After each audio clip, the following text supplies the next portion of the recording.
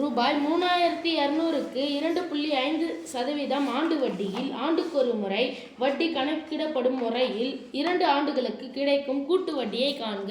என்ன வட்டியை காண்க? கூட்டு வட்டியை காண்க.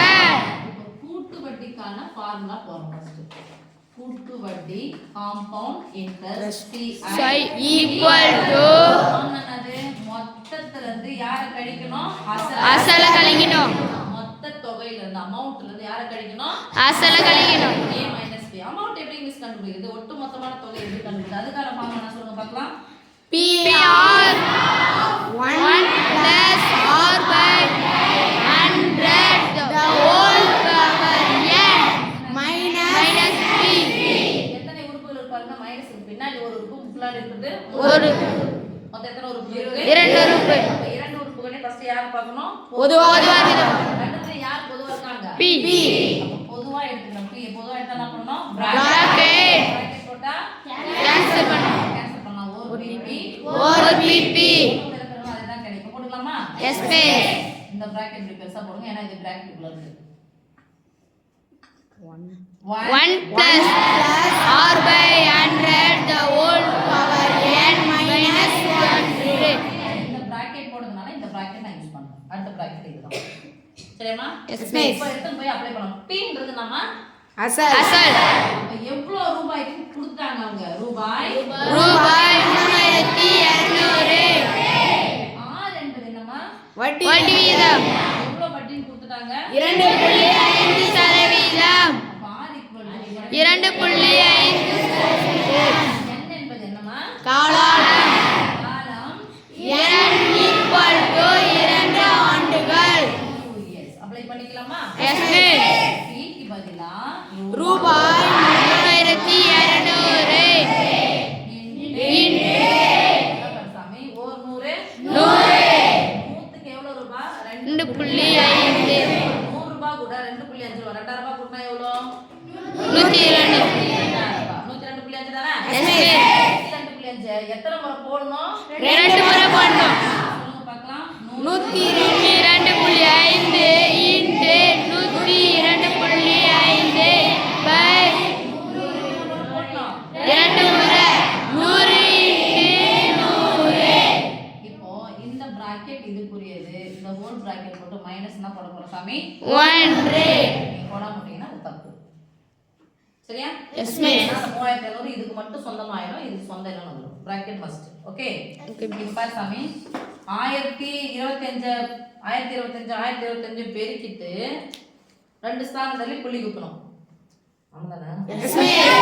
அது ரொம்ப பெருசா போற மாதிரி இருக்கும். அதனால அதை விட்டு நான் பண்ண கேன்சல் பண்ண ஆரம்பிக்கிறேன். 5 0 என்று முடிந்தால் எத்தனை வாய்ப்பாடு? 5 வாய்ப்பாடு. எத்தனை 10 25 10 25 100. இது 100 ரூபாய் எத்தனை 5 இருக்கு? 25 100ஆ? yes miss. 2 இருக்குமா? yes miss. 25 இங்க 25 100 ஓகேவா? yes miss. 0 னு முடிஞ்சிருக்கு. 5 க்கு முடிஞ்சா எத்தனை வாய்ப்பாடு? 5 வாய்ப்பாடு. 4 20 4 20 1 5 4 20 4 20 1 5. பாருங்க சாமி. ரூபாய் ரூபாய் 3200 into 4.1 into 4.1 by 16. இந்த நடுவுல பெருக்கலா போட்டா அப்ப மைனஸ் எண் வந்துட்டு அப்படியே போட்டுக்கிறேன். Close bracket. Okay? yes miss. Plus or minus வந்துனா குறுக்க பெருக்கி கூட்டி by போடு. 4.1 4.1 பெருக்கல் 4.1 the whole square. 4.1 the whole square. முதல் நம்பர் பெருக்கி ஸ்கொயர் பண்ணி போடுங்க. 4 ஸ்கொயர் 16. கடைசி நம்பர் 1 ஸ்கொயர் 1 மூணு நம்பர் பெருங்க. ஓரன் 2 நாலன் 8 என்ன பாருங்க.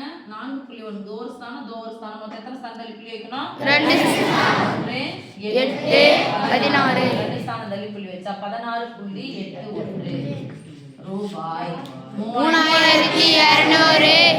இப்ப பாருங்க சாமி 16 பேசிக்கலாமா? yes miss.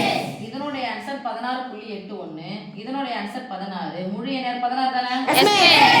16 போயிடுச்சுனா மீதி எத்தனை பைசா தான் இருக்கும்? 81 பைசா. அப்ப இன்டு 81. ஸ்தானத்துல புள்ளி கொடுக்கணும். 2 ஸ்தானம் அதான் 81 பைசான்னு சொன்னேன் நான். புள்ளி 81 அதாவது 0.81 16 நடுவுல பெருக்கல் குறுக்க பெருக்கல் கேன்சல்